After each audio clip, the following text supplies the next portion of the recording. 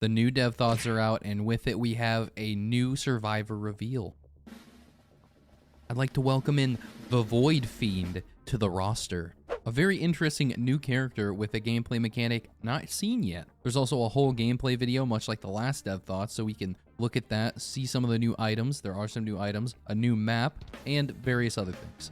But first off, I want to say there is some information in the dev thoughts that we should just share up front.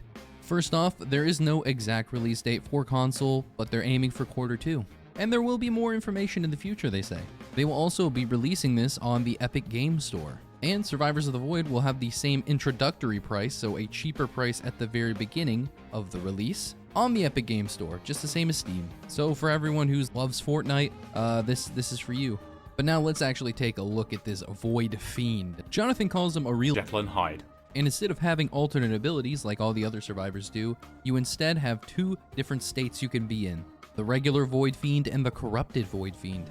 Once you hit a certain threshold of corruption, you can swap into the corrupted Void Fiend and all of your abilities are more damaging, more aggressive.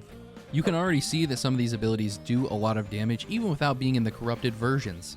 And can we talk about this utility skill? The Void Fiend's gonna be a bit of a problem on Petrichor. It's a dash upwards that cleanses all debuffs, so Ronalds and Kajaros, where are you at? Now, I'm not gonna highlight what all of his abilities do. They're pretty cool, but they are fully covered in the dev thoughts, so just go check it out. It's like probably a minute of your life. Now that's the majority of the information that we got from the initial dev thoughts, at least in the video version. There is some more in the text version on Steam. For example, you see that there's this new crab monster we haven't seen before. Ooh, crustaceans, I love them. And what is likely going to be a void boss just based off of what I'm seeing right here. There are also some images in the end that, you know, flash in between, but I'm not gonna look at that, okay? I don't wanna get epilepsy from just looking at these images just boom, boom, boom on my screen, okay? That's for other people to analyze and me to later steal the credit of finding that. Now the real content comes from IGN. Hopoo handed over some gameplay footage to IGN, so we hopped over there to watch it real quick. Let's just say it really makes you feel like Jekyll and Hyde. More like hide my... Now, the first thing here that we notice about Arc Warden is a little circle in the middle of the screen that seems to fill up over time and when they take damage. That's the corruption bar, and that's how you transform into the corrupted version of the Void Fiend.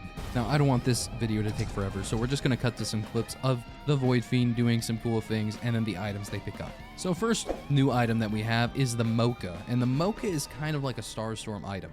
Obviously a reference to it, as the Starstorm item was the coffee bag. This gave you attack speed and move speed, which is exactly what the Mocha does. How much so?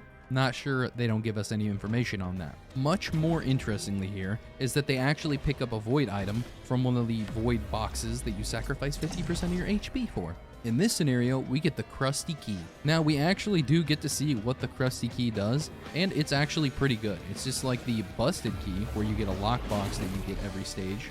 But for this one, you actually get to choose what void item you get out of it, because it's a void item, so instead of getting normal items out of the Busted lockbox, you get the Crusted lockbox, which gives you void items. So you get a choice of 3 items. It's similar to the new game mode Simulacron. I'm gonna let someone else word that out for me. But definitely a cool item, and very interesting if you want to stack a bunch of void items. We also get a new map, the Aphelion Sanctuary. This is a map we've seen before in previous gameplay dev notes, but we've never actually seen them play on it like a whole stage. So we get to see more of the map this time. So it's not necessarily a new map. Now on this stage, he picks up another void item, which is pretty cool. This one is the Benthic Bloom, which is the 57-leaf clover corrupted version. Instead of making your chance items proc more often, which is what the 57-leaf clover does, this one upgrades your items at the start of each stage. Now, that'll be revealed here in a second what exactly that means, but just keep that in mind. Later on, he finds a crusted box and chooses a void item, and sadly, this is the worst reveal of all. Here he chooses the item Plasma Shrimp, which is the corrupted version of the ATG missile. And this effect is, while you have shield, fire missiles on every hit. How could they do this to my favorite item? So now, to use my favorite item's corrupted version, I have to use my most hated item, regular version. It's kind of poetic, don't you think? Now, they don't say exactly the percentage, but I assume it's probably 300% just like the ATG missile, and it does actually give you some shield to begin with. So you don't just get the item and be like, well, better find a shield to use it, because they actually do give you shield. Now, when they go to the next stage, they finally get to reveal how the 57 Leaf Clover's corrupted version works. For starters, you get your red whip turned into bottled chaos, a new item which activating your equipment triggers an additional random equipment effect. Think of all the possibilities there. The cautious slug gets turned into an infusion, and the mocha gets turned into regenerating scrap, which is just scrap you could use more than once. Now, as you can see, it doesn't upgrade all of your items, and it doesn't seem to have any rhyme or reason as to which item it's going to upgrade. In this case, we had 1 green and 2 white items. Don't know if that's going to be the case every time. Also, there isn't a 100% guarantee what item's going to upgrade into what, I assume, but there might be a pattern here that we might be able to dissect. The red whip turned into a red item, which seems kind of utility. The cautious slug turned into an infusion, which is a healing item. And the mocha turned into a reusable scrap, which seems like a utility item as well. If you're confused at what I mean here when I talk about healing or utility items, it's just the chest that you could usually get these items from. You can get a goat hoof from a utility chest, so I assume that you could probably get a mocha from there. You can get an infusion and a cautious slug from a healing chest, so I assume that's the upgrade status there.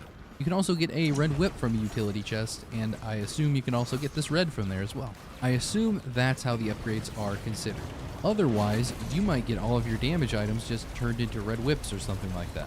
Now, this isn't 100% confirmed, this is just me trying to read into it a little bit much. Anyway, the run continues a little bit more, gets clapped by a Dune Strider, just don't get hit forehead, and that's about it. That's it for the gameplay. Make sure to go check out the original Dev Thoughts video and, maybe wishlist it on Steam/Epic Games. This has been Swag Money 69, and I'm signing out.